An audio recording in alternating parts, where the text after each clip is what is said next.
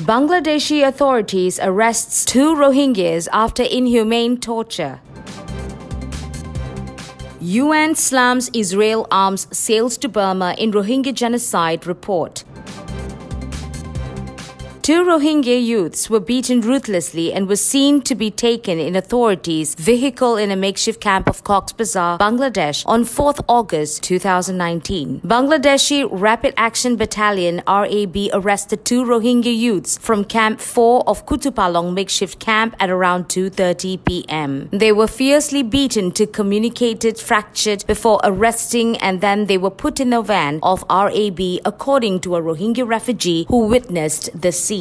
Until now, no one could trace where they are and are still incommunicado. They are identified to be Muhammad Karim, 30, and his younger brother Anwar Hussain, 17, son of Said Karim and Rafika Begum, sheltering at B1 Caritas Extension in Camp 4 of Kutupalong, Cox's Bazar. According to nearby Rohingya, they were innocent youths, and reason behind their sudden arrest is yet untraceable.